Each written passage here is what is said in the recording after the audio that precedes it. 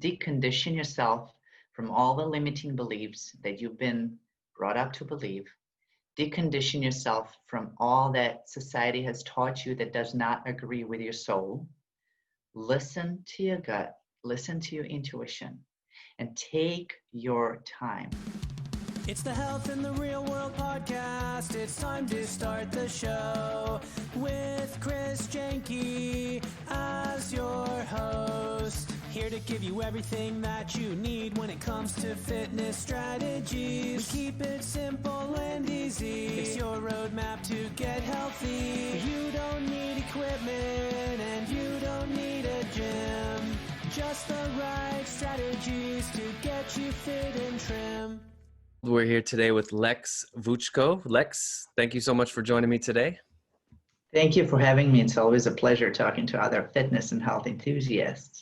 Yeah, this is great. I'm really excited. So you were a trainer for a long time. You owned your own gym, and recently you've kind of gone into more of the mental aspects of training, thought processes, and talk a little bit about what you do in that regard.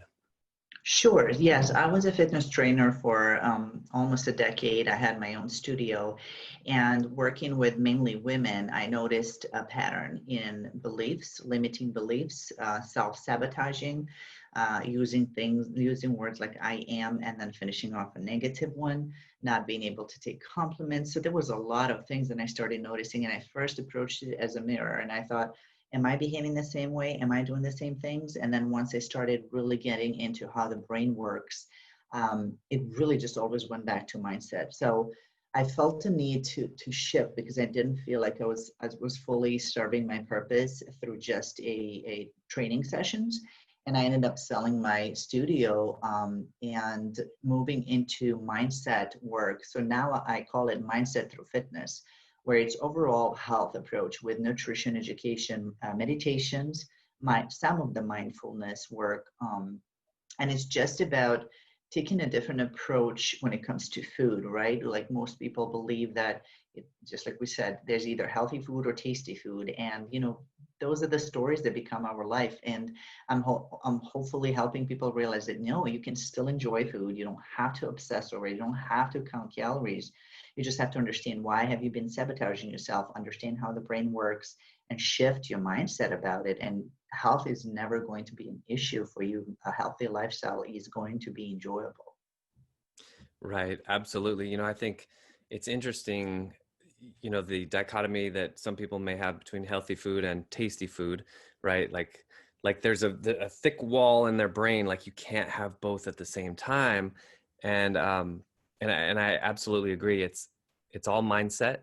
And that's a real good segue, I think, into the next question, because a lot of people that I ask this question to, the question is, what is one of the most important things somebody can do, like first step to get healthy? A lot of people mention mindset. How would you talk about that? Like first thing to do as far as your journey or somebody's journey? Sure. And yes, it really does come to mindset. I would say awareness of a current behavior. Where am I now, right? We often don't want to discuss where we are. We want to set a goal, and we don't want to talk about right now because we're not really comfortable most of the time. So understanding, okay, you know what, this is my starting point and it's okay. Past is past. I am not my past and I don't have to repeat my past, right? And now I'm going to start to be aware of my behaviors, my habits, and my thoughts.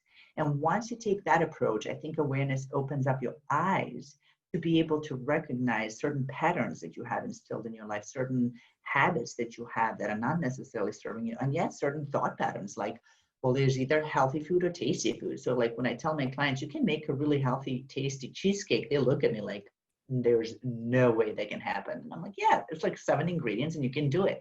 And so I find I try to find ways to break those limiting beliefs. So being aware of your limiting beliefs would be the very first step, analyzing them and saying, okay, how can I tweak this now to a more empowering habit, to a more empowering thought? But definitely, if there's one thing that I will say, it's awareness. And so once somebody is sort of walking down the path of gaining more awareness, what you just said, the empowering thoughts, is your goal kind of to get people to get more of a decision, like, even if they do eat, let's say, even an unhealthy cheesecake, but to really decide, like, I know what's happening up here and I'm consciously making this decision and I know what the potential consequences are, but I'm in control. I'm the powerful one. I'm choosing the cheesecake. So is that kind of the direction that you go with people? 100%. So the most common thing that my clients say is like, oh my God, this approach is so freeing. Because what happens is we're so brainwashed and conditioned to say, give me a meal plan. I just need to know what to eat and what not to eat. And it's really disempowering to go from that approach. Yes, diets can work for 21 days, right? Like anybody can diet for 7 days, right? Like I always say, like I can diet for 2 hours and that's about it. Right. But it's very disempowering because a person is not in control. If I give somebody a meal plan, they're already feeling restrictions, right? So what happens when we feel restricted? That's exactly what I want. Like I want that burger. I'm telling you, don't eat that burger. Oh, I really want it now, even though I didn't want it before you mentioned it, right? And then the other thing is feeling deprived, right? So this is my approach is yes, you get to choose. And what that does is a few things. First, they feel in control. Yes, I'm choosing this, right? I'm making a conscious choice. Two, there's no guilt and shame. We oftentimes find ourselves in a catch-22. We eat bad to make ourselves feel bad, but that's bringing on guilt and shame because we know we shouldn't eat that. But now we're going to eat more of it to make ourselves feel better. And it's just this ongoing cycle. So when I say, you know what? I'm going to choose this cheesecake. I know what the consequences are, but I'm going to own it because you know what? Tomorrow's another day and I'm not going to have it every single day. Now, if this starts being a repeated behavior where it's every day, then we need to really look into limiting beliefs and why is the person choosing to self-sabotage. But once in a while, indulge in it, own it, and enjoy it, and you'll be that much better off without guilt and shame to go with it. So what does that process look like? You kind of mentioned that, let's say, if every now and then, totally fine, eat your cheesecake, eat your pizza, whatever. But if it becomes habitual and the sort of cliche is somebody fell off the wagon, what's that conversation look like when that cheesecake starts to look habitual? They've, pizza, cheesecake, they've sort of gone the wrong direction. What does that conversation look like to you? Right. So the first thing that I always say is it's okay. Like, let's just first eliminate guilt and shame. Let's eliminate the negative chatter of, I failed again and I'm never going to get this done and I can never succeed, right? Let's eliminate all of that first and say, you know what? It's okay. Everybody does this every once in a while. And for example, with COVID now going on, a lot of people were not able to go to the gyms and a lot of people's habits that even though they were healthy, once a habit gets disrupted, it's a disruption to the process. And oftentimes people do fall, say, off the wagon. So the first thing is saying, you know what, it's okay. This is my starting point right now. I've been there before, I can get there again, and I know I can get even the better results, right? So once again, what have I done lately that became a habit?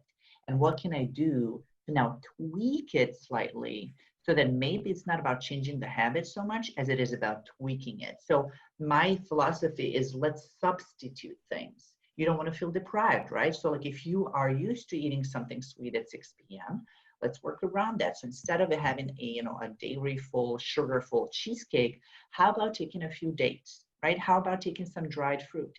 How about taking a more healthy approach that's still going to give you the satisfaction and still have maybe sugar in it, but it's much more natural, much better sugar for you, right?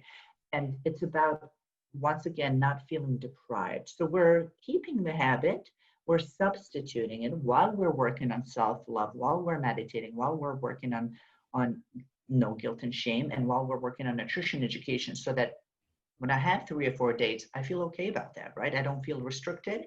And again, I choose whether I'm going to have them or not. But the main thing is really self-forgiveness. Like let's all just forgive ourselves for a minute for all indulging in the foods that we know we should not have eaten. Understand it was a different circumstance, it was stress. We all do it every once in a while in different areas of our life. Now this is your starting point. How do we get to point B, to the next goal? Nice. And I like that how you say, how about some dried fruit? You're not saying eat some dried fruit. It's not a command. It's like, let's maybe talk about this and maybe this would be a good sweet option at 6 p.m., right?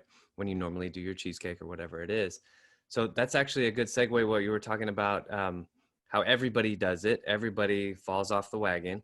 So for you personally, what have been, either now or maybe in the past, some health struggles that you have had, health/fitness, and how have you overcome those? What are some strategies that you use to overcome those? Okay, how much time do you have? Because I've been through it all.